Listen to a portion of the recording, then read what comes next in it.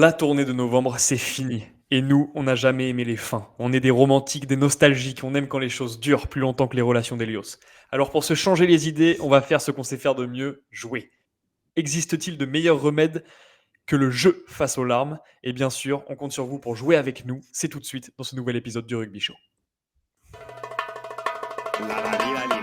Rugby Show, ça va te donner très chaud. Rugby Show, ça s'écoute entre poteaux. Rugby Show, en métro ou au boulot. Rugby Show, des débats et des pronos. Rugby Show, bienvenue au Rugby Show.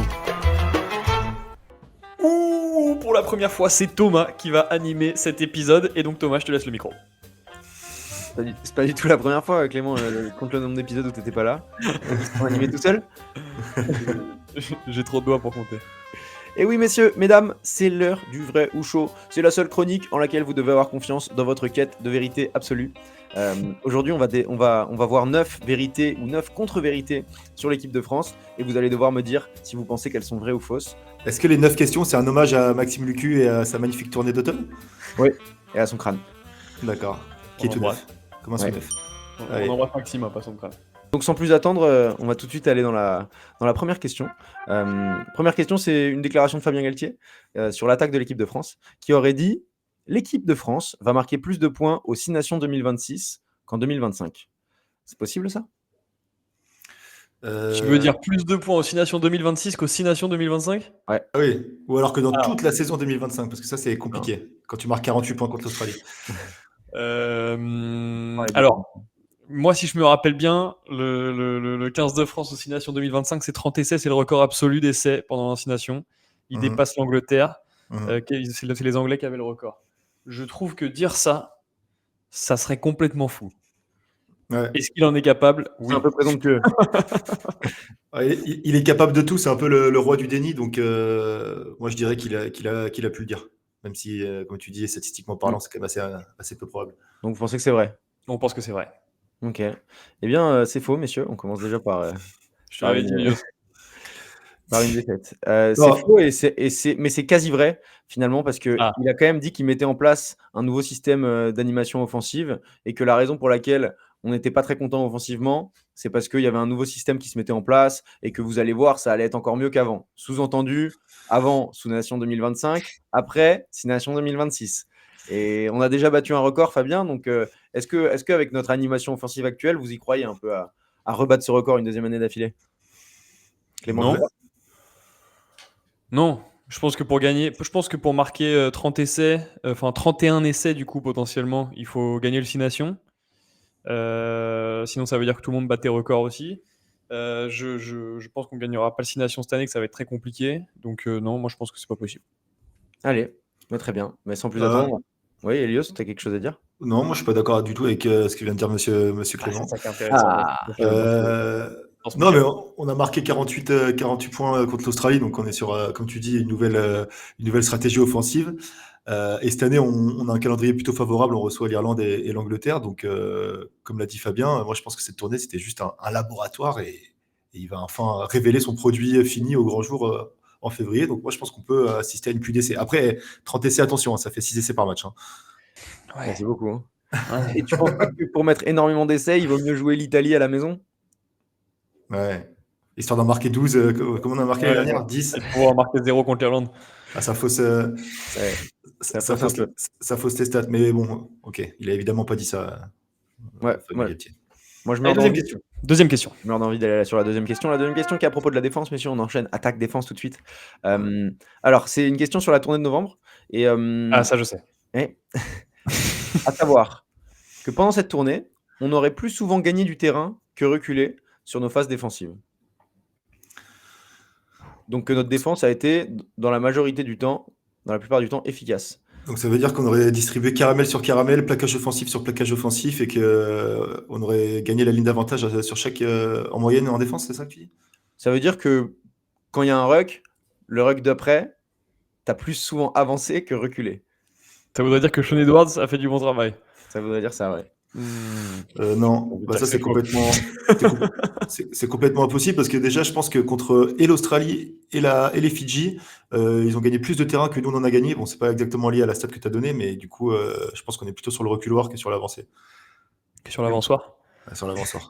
T'es d'accord, Clément, avec ce raisonnement d'Elios? Malheureusement, Et d'ailleurs, je suis tout le temps d'accord avec Elios. l'horrible Sean Edwards, il a été pointé du doigt par Rugby-Rama pendant l'interview avec Galtier. Et Galtier, il a dit on ne pointe pas les hommes du doigt et c'est collectif, tout est lié. Donc, c'est pas de la faute de Sean. Voilà. Ok. Bah, c'est dommage, messieurs, parce que c'était vrai. Non. Dans 61% des cas, On arrête cette émission. on a avancé en défense ou au moins gardé notre ligne. Ça veut dire que dans seulement 40% des cas, on a reculé. C'est Donc, hallucinant. défense plutôt efficace. Ça a été plutôt des plaquages ratés et des franchissements nets Oui, c'est vrai. qu'on a pu subir pendant cette tournée. Mais sur des phases d'affrontement un peu plus frontales, où on arrive à faire nos plaquages, et ben on avançait sur notre ligne d'avantage. Donc, moi, je trouve que c'est plutôt un bon signe de cette stat, parce que ça veut dire que finalement, c'est peut-être plutôt les plaquages ratés qu'il faut gommer, sachant qu'à ce niveau-là, les mecs savent plaquer. Il y a peut-être un problème de circulation et tout pour boucher les trous, mais je pense que c'est plutôt de bon augure. Ok, donc ça veut dire. Tu nous éclaires de tes lumières, Thomas. Est-ce que ça voudrait dire qu'on a un peu suivi la stratégie d'Erasmus avec son énorme rush défense? Ça voudrait dire qu'on est efficace, en tout cas. Mais je laisserai à chacun faire les parallèles entre la défense des Sud-Africains et la nôtre. Non, mais c'est ça, du coup, c'est qu'on essaie d'agresser l'adversaire. J'aime bien, moi, ça. Non, mais ça fait plaisir. Oui, tout à fait. Monsieur, une petite question ensuite sur la fête qu'ont pu faire les Français après l'Australie. La question 3. Après la victoire contre l'Australie, exactement. On passe à la question 3. Le 15 de France aurait fêté sa victoire contre l'Australie au Moulin Rouge. Est-ce que d'après vous, c'est vrai ou c'est faux? Ouais. Et Biel Biarré aurait même dansé le French Cancan, apparemment, en robe. Alors. Là. Contre l'Australie, tu dis? Ouais. Dernier match. Voilà, T'es assez coquin pour qu'on ait fêté ça à un autre moment. Je crois que le 15 de France est allé au Moulin Rouge. Ouais. Je vois pas à quel moment tu fêtes si c'est pas à la fin de ta tournée, donc c'est probablement contre l'Australie. Je sais de sources sûres qu'ils étaient logés dans le 18e. 18e? Ouais, dans le 18e arrondissement pendant cette tournée à Paris. Moi, Thomas, si tu veux ma réponse, même si tu me demandes pas, je vais quand même me permettre de te la donner. Et je pense que c'est complètement possible parce que quand t'es pas de Paris, et même d'ailleurs quand t'es de Paris, tu sais pas quoi faire après un match, que t'es perdu, qu'est-ce que tu fais? Tu vas à Disney Tu vas soit à Pigalle, soit à la rue Princesse. Et rue Princesse, c'est un peu cramé parce qu'il y a un peu tout le monde. Du coup, Pigalle, Moulin Rouge, 100%. Allez, c'est vrai. Eh bien, messieurs, on commence avec donc un 0 sur 3 pour vous, puisque c'est faux. Les Français sont bien allés au Moulin Rouge, mais c'était pour la remise des maillots.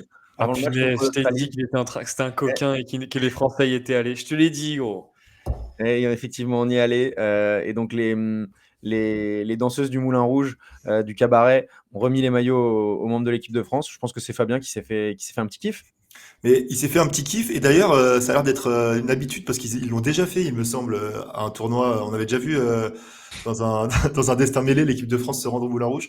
Tu suis très bien ça, toi, Elios. Ouais. Par contre, tu chipotes. Ouais, je suis ça de près. Moi, je suis un grand fan des allés. Moi, je pense que c'est 1 sur 3. Mais oui, mais non, mais surtout qu'ils étaient au Barabule. Bon, on va pas faire toute l'historique, mais ils étaient au Barabule qui est à 50 mètres du Moulin Rouge. Donc, tu vas pas nous la faire, Toti. 0 sur 3, messieurs.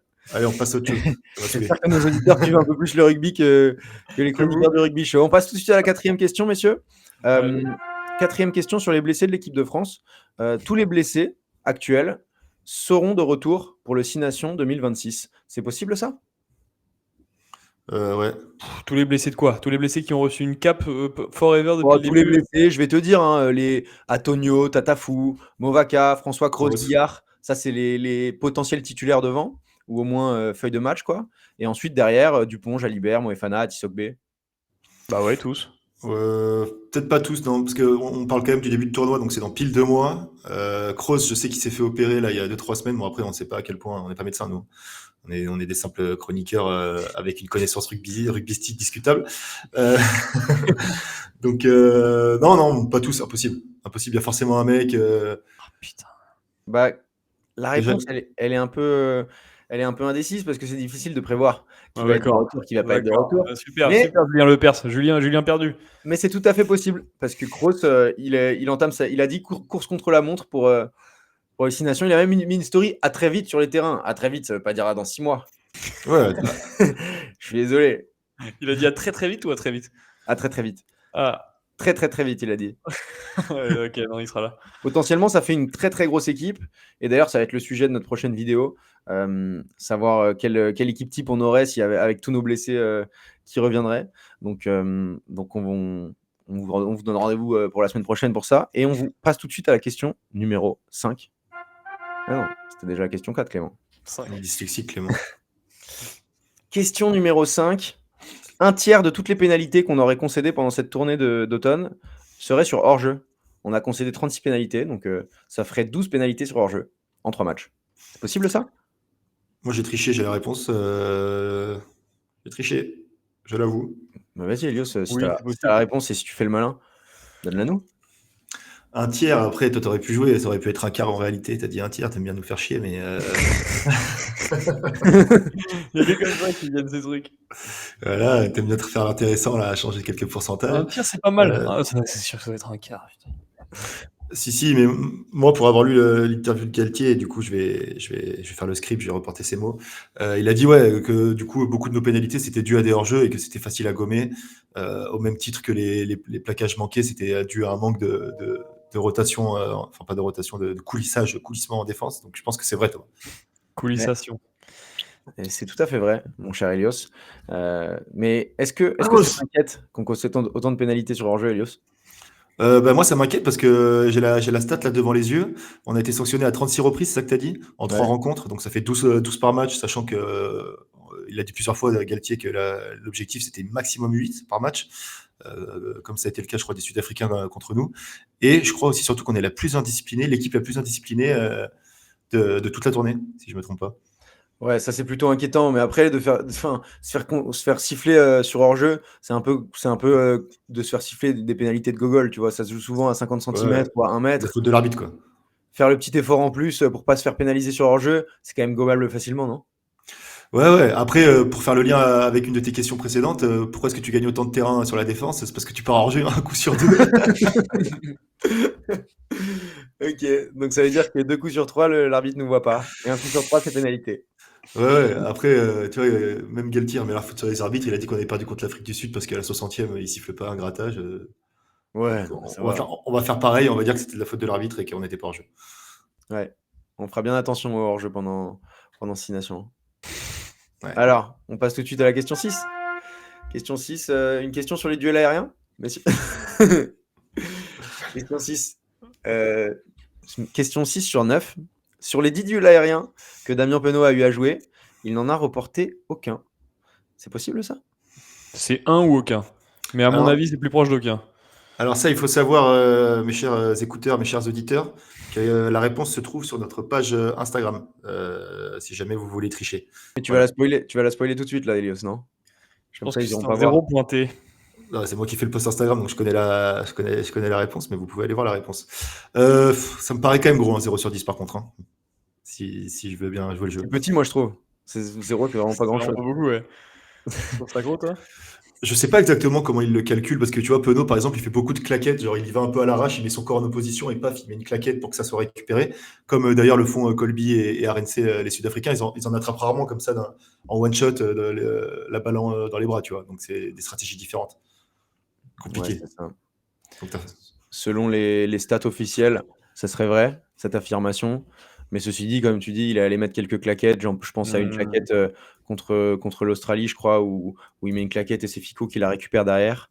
Et donc, potentiellement, ça serait compté comme un duel gagné, enfin, en tout cas, un ballon conservé, en partie grâce à lui. Ouais. C'est vrai qu'une claquette, tu mets un peu les autres dans la merde, quoi. Si tu balances une claquette à chaque fois, c'est quand même mieux si tu arrives à capter les ballons. Hein.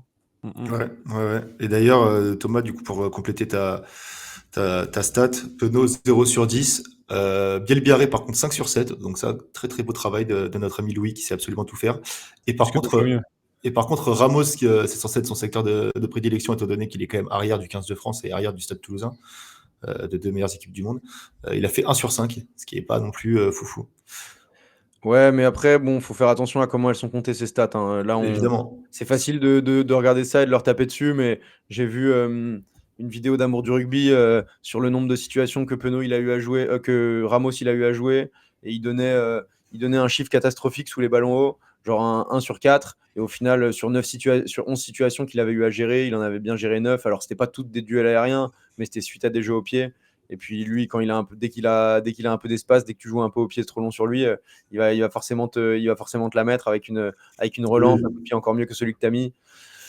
Donc finalement, c'est pas son secteur de prédilection, les duels aériens, même s'il est 15, mais c'est plutôt animation offensive et stratégie une fois que tu as récupéré le ballon, quoi. Et c'est pas non plus un point fort de l'équipe de France, hein. C'est quand même un truc qu'on a envie de travailler depuis des années et qu'on regarde toujours à chaque fin de tournoi ou à chaque fin de compétition. Ouais. Et où des joueurs comme Grand Didier, qui lui a joué à 7 et d'ailleurs champion olympique, comme Dréan, sont hyper à l'aise sous les ballons hauts, ou à Tissot-Bé. Donc je pense qu'un des trois, il y a potentiellement une carte à jouer pendant le prochain tournoi, éventuellement à la place c'est sûr. Surtout qu'on avait quand même. Thomas, tu spoil le prochain épisode là. On avait quand même identifié ce problème des ballons comme étant la raison de notre défaite en 2023, enfin une des raisons de notre défaite en 2023. Donc force est de constater que 2 ans n'ont pas suffi à corriger ce problème. C'est pas hyper rassurant, je trouve. Ouais, mais après en top 14, c'est pas un championnat qui joue beaucoup au pied sur des chandelles avec beaucoup moins que les autres, genre le championnat anglais, l'URC. Ah oui. Ah ben là, moi j'ai regardé le match de l'Angleterre contre l'Argentine et ils ont passé le match entier à faire des chandelles et à arroser les ailiers et à faire en sorte que les mecs arrivent comme des tambours. Ça va pas être facile, hein. Ça va pas être facile contre les Anglais. Et d'ailleurs, les prochaines questions sont un peu portées sur ça, hein, sur le prochain tournoi à destination, sur les formes internationales. Et je vous propose tout de suite de passer à la prochaine question. Question 7 sur 9. 7. Alors, la France serait plus proche des Fidji que de l'Afrique du Sud au classement World Rugby. C'est possible ça Oui, c'est hyper possible. Tu veux dire en ranking ou en termes de points pour le classement? En termes de points, est-ce qu'on est plus proche des Fidji ou de l'Afrique du Sud? Des Fidji. On n'avait pas vu que les Fidji étaient 7e ou 8e Oui, mais en termes de points. Parce qu'en fait, en termes de points. Pour ceux qui ne savent pas, en fonction de si tu es une équipe, disons l'équipe de France, et que tu bats l'Afrique du Sud qui est première mondiale, tu peux marquer beaucoup de points d'un coup, ce qui va te permettre de monter au classement. Et si tu perds contre les Fidji, par exemple, ça va te faire perdre des points. Ouais, le classement est basé sur des points, quoi. Celui qui a le plus de points est premier. Oui, et donc, mais tu marques plus de points en gagnant contre une bonne équipe que contre une mauvaise équipe, ce qui est quand même important de souligner. Ouais. Voilà. Écoute, moi je pense qu'on est à 89 points et que l'Afrique du Sud est genre à 93, un truc comme ça, et que non, moi je dirais que c'est faux. Je dirais qu'on est plus proche de l'Afrique du Sud que des Fidji. Et toi, Clément? Je pense qu'on est plus proche au classement, mais qu'on est plus éloigné en termes de points. Bah, effectivement, au classement, on est 5e, les Fidjiens sont 8e et les Sud-Africains sont premiers. Mais l'affirmation était vraie. Puisque Fidjiens, 81 points, la France, 87, et les Sud-Africains, 94 quasiment. Ah, putain. Donc ça fait mal. Hein. Ça me fout un coup au moral. On regarde vers le bas, là. Hein. C'est là qu'à mon avis, nos auditeurs arrêtent l'épisode, quoi. Ça te fout une dépression, mon pote, pour le reste de la semaine. Après, heureusement, il fallait être dans le top 6 pour s'assurer une bonne place dans les poules de la Coupe du Monde, parce qu'il y a les tirages qui sont faits, je crois, en février. Et d'ici à février, enfin juste avant le tournoi, quoi. Comme il n'y aura pas de match, le classement est figé. Donc on sera forcément tête de série, parce que les 6 premiers sont tête de série, puisqu'il y aura 6 poules. Magnifique. Ouais. Et ça serait quand même chiant. Ça serait quand même chiant de se retrouver contre les Australiens, qui eux sont pas tête de série, donc seront forcément dans la poule avec une tête de série. Les Australiens à qui on a mis 50 points. Ouais, mais je les jouer à domicile dans 2 ans, moi franchement je signe pas. Hein. Ah bah ça sera incroyable, ne serait-ce que pour être dans le stade, mon Thomas. On y sera celui-là. On aimerait bien le voir quand même. On y sera. Match d'ouverture France-Australie. Tu l'as quoi? Après leur stade, ils sont pratiquement tout le temps vides aux Australiens, vu que c'est pas le sport numéro 1, le rugby à 15, donc je me fais pas trop de soucis. Hein. En Coupe du Monde, je suis pas convaincu. Et puis Clément, il a une voix qui porte, donc je me fais pas de soucis non plus. Ouais. Mais du coup, on est quand même passé derrière l'Irlande et derrière l'Angleterre. Alors, est-ce que ça pourrait laisser penser qu'on est moins bon? Non. Un truc qu'il faut prendre quand même avec des pincettes, c'est que nous, on y va complètement à poil aux tournées d'été et on a pris 3 défaites contre les Blacks. Donc forcément, ça aide pas à nous mettre en haut du classement. Hein. Ouais. Comme tu dis, ça aide pas. Et on va voir ce qui peut nous aider, hein. Notamment le prochain 6 Nations. Tu gagnes le prochain 6 Nations, c'est sûr que tu es devant l'Angleterre et devant l'Irlande. D'ailleurs, les 2 prochaines questions sont portées sur l'Angleterre et l'Irlande, dont on n'a pas beaucoup parlé pendant les épisodes précédents. Et donc la question 8, sans plus attendre, messieurs. Il y aurait plus d'Irlandais que de Français dans le 15 de l'année World Rugby. C'est possible ça? Il n'y a qu'un Français. Est-ce qu'on parle d'Irlandais de naissance ou d'Irlandais naturalisés? On parle d'Irlandais qui jouent dans l'équipe d'Irlande? C'est possible. Bah, sachant que cette équipe du 15 mondial, complètement folle d'ailleurs, complètement illogique, c'est possible, puisqu'il n'y a que Bielbarré, il n'y a même pas Penaud, il n'y a même pas Il n'y a Ramos. qu'un Français, il y a combien de Sudaf? 14? Ah non, c'est pas possible. Irlandais, il y a qui? Il y a Tag Burn en deuxième ligne, certainement, qui a fait une super tournée des Lions. Il ne doit pas y avoir grand monde en vrai en Irlande non plus, maintenant que j'y pense, parce qu'ils ont quand même fait deuxième au tournoi de destination. Il doit y avoir un autre avant de merde. Là, ils se sont fait savater contre l'Afrique du Sud. Ex-aequo? Tu penses que c'est ex-aequo? Moi, je pense qu'il n'y a personne derrière. Tu penses qu'il y a match nul, France-Irlande? Ouais, je pense qu'il y a match nul maintenant que j'y pense. Ils n'ont pas une première barre, non, ouais, ils ont que Tag Burn à mon avis. Je pense que Thomas nous fait encore une question un peu alambiquée où on a envie de répondre par oui ou par non et qui nous répond, eh ben non, c'était les deux. Ouais, les deux, mon Voilà, est-ce qu'il y en a plus? C'est pas supérieur ou égal, c'est est-ce qu'il y en a plus? Non, il n'y en a pas plus. Non, c'est vrai, c'est faux, il n'y en a pas plus. Effectivement, non, c'est vrai, c'est faux, il n'y en a pas plus. Autant te dire que les gens qui nous tu as raison, ne prennent pas la réponse. Les écouteurs, là, ils sont dans le flou, ils sont dans le brouillard. Ouais. Donc, il y a effectivement que Tad Bern en numéro 5. Ce 15 de l'année qui est quand même un peu discutable, vu que un Hardy Savea, par exemple, qui est pour moi un des meilleurs joueurs du monde, quand tu le mets pas dans les 15, ça me paraît un peu compliqué. Mais qui fait ça? C'est ce que j'allais dire. C'est qui le panel? Et c'est un vieil Anglais dans son bureau à Londres là, qui fait ça tout seul sans concerter personne, qui regarde un match tous les 6 ans et qui est payé par des lobbyistes sud-africains, c'est 100% sûr ça. Et qui fait en vrai, qui fait ça? Parce que tout ça, c'est un post Insta. C'est rien de plus qu'un post Insta et un peu de communication sur le site de World Rugby. Mais c'est même pas un vote. Tout le monde s'en fout. C'est quoi ce truc? Qui fait ça? Mais c'est même pas un vote parce que je crois que pour les 6 Nations, l'équipe du 6 Nations et le meilleur joueur du 6 Nations, c'est un vote des internautes, tu vois. Ouais. Là, c'est. Et encore, voter par le public, je trouve pas ça hyper juste parce que, par exemple, la Bielbarré, il a été élu quand tu as 60 millions de Français qui poussent derrière toi par rapport à 4 millions d'Irlandais. Bon, tu pars pas avec le même. Ça va être plus.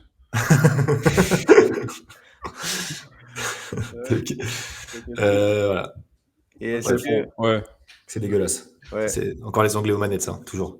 C'est quoi le pire choix dans ce 15 pour toi, Elios? C'est pareil, c'est discutable, tu vois, parce que à la fois Ramos, c'est un peu scandaleux qu'il y soit pas, mais Willy Jordan, c'est pas non plus un voleur de poule. Je sais pas, le 10, pareil, ça aurait pu être Russell ou qui que ce soit d'autre, mais ça va, non, mais pour moi, il n'y a pas d'arnaque. Ah, donc t'aimes pas le 15, mais il n'y a pas d'arnaque. Faut savoir. T'aimes pas, mais j'aurais fait pareil. C'est discutable. Je sais pas, mais c'est trop bien. Moi, j'en profite d'ailleurs pour faire un appel à World Rugby qui, bien évidemment, suit tous nos épisodes de près. J'ai un concept à proposer qui serait de faire deux 15 mondiaux, du coup, et de les faire s'affronter sur un match galactique. All-Star Game. Voilà, c'est ma proposition. Ça, ce serait bien. Plutôt que vos ligues 360, je sais pas quoi, là. Ouais, une fois un choc. Tous les 10 ans, un choc mondial. Allez. Ah oui, non, bah si, le scandale, c'est putain de Hugh Jones. Hugh Jones, je sais même pas s'il a joué la tournée, j'ai pas entendu parler de lui, parce qu'ils ont juste tapé les Américains de 100 points. Et aux 6 Nations, il a fini 4ème. Ouais. Alors que tu as par exemple un Joseph Swally en Australie qui a complètement explosé cette année. Et qui ou un Nicolas Deporter, ou même non, mais des Hollandais et Krill, ils ont quand même tout gagné quoi, cette année encore, et ils font mal à toutes les lignes de 3/4 du monde, donc c'est pareil. Ouais, par contre, il y a plus d'anglais que de français, ça me fait péter un plomb. Ouais, ça me fait vraiment péter un plomb. Il y a plus d'anglais que de français. Ikitao, numéro 2, c'est n'importe quoi. N'importe quoi, ça. Ikitao. Après, mettre la première ligne sud-africaine, t'es obligé, quand tu vois qu'ils ont retourné la mêlée irlandaise 8 fois sur 8 dernier match, bon, qu'est-ce que tu veux dire? Ouais, mais je sens que nos auditeurs ont très très envie qu'on aille à la question 9. Allez, mais on y va. Mais ils sont révoltés, je suis sûr qu'ils sont révoltés aussi. Ils n'en peuvent plus d'attendre cette dernière question. Dernière question, messieurs. Est-ce que c'est vrai? Est-ce que c'est faux? C'est faux. Les Anglais seraient sur une série de 15 victoires d'affilée. Et là, pareil, toi, t'es un peu casse-burne, donc je pense que c'est 13. Ouais, dans ma tête, j'avais ça. Ça serait l'enfer si c'est ça la réponse. Le concept, il est beaucoup moins marrant, quoi. C'est possible, hein. Ils font combien de tournées? Il fait combien de matchs l'été? 3, hein. Plus que ça, non? Et là, Thomas, il va dire non, 15, c'était en comptant le match des Lions britanniques, c'était juste pour ITG. Et non, je comptais aussi le 15. En plus que les Lions contre l'Australie. Là, ils ont gagné 3 fois. Ouais. Ils ont perdu contre l'Irlande, je crois, quand même. En début de situation, non, il n'y a pas eu 15 matchs, impossible. Attends, redis l'intitulé de ta question, c'était 15 matchs sans compter l'Irlande, la défaite contre l'Irlande. Non, c'était pas ça, mais ton raisonnement, il est bon. La dernière défaite, c'était effectivement contre l'Irlande. Et c'était le premier match destination. Depuis, ils ont fait que gagner. Et ils sont sur une série de 11 victoires, pas 15. Donc, c'est faux. Voilà, tu vois, c'était sûr que ça allait être ça la réponse. Comment ils ont fait? Parce qu'ils ont fait 3 matchs de tournée x2, ça fait 6, plus 4 matchs après l'Irlande, ça fait 10. Ça fait comment ça? 11. Bon, bref, je te crois. Il y a un match caritatif contre le Pays de Galles. Parce contre le Pays de Galles U20. La tournée. Ok. Et du coup, les 15 matchs d'affilée, c'est s'ils gagnent tous leurs matchs jusqu'au crunch. Parce que le crunch, c'est le dernier match du 6 Nations. Et que potentiellement, ils sont sur une bonne forme puisqu'ils sont sur 11 victoires d'affilée. Donc pourquoi pas continuer et battre l'Irlande. Oui. Moi, je dis. Il va falloir venir le chercher, le crunch à la maison, je te le dis. Hein. Ouais. Mais quand tu arrives sur un crunch avec 15 victoires d'affilée, je peux te dire, tu fais peur. On y sera. Je peux vous dire qu'on y sera, messieurs. Ouais. Après, vous le dire. Là, je regarde un peu les matchs en victoire de rang, en grosse victoire, ils ont rien. Déjà, ils adorent prendre les Argentins sans arrêt. Bah, ils les ont battus 4 fois. Ouais, ils nous ont battus dernière seconde. Victoire de rang. Hein. Je te rappelle que la destination. Ils ont battu les Blacks aussi. Voilà, parce que j'allais dire, à part les Blacks, c'est nous. Bah, ils m'ont volé l'Afrique du Sud, quoi. Non, mais d'accord, mais ils n'ont pas tapé l'Afrique du Sud. Oui, voilà, l'Afrique du Sud. Oui. Voilà, ça. Donc voilà. Arrêtez de les défendre, ces Anglais là. Thomas, je crois que tu as envie de répondre à la question de la semaine dernière. Ouais, effectivement. Et on a une question pour nos auditeurs aussi. C'est pour ça qu'on n'a pas fait 10 questions. Tu fais ça dans l'ordre. Tu fais ça comme tu veux. Non, je vais peut-être poser la question aux auditeurs tout de suite pour leur rappeler que la semaine prochaine, on va faire notre 15 types avec les blessures qui reviennent. Enfin, les blessés qui reviennent de blessures. Et du coup, on va vous demander quelle est votre paire de centre idéale pour le 6 Nations.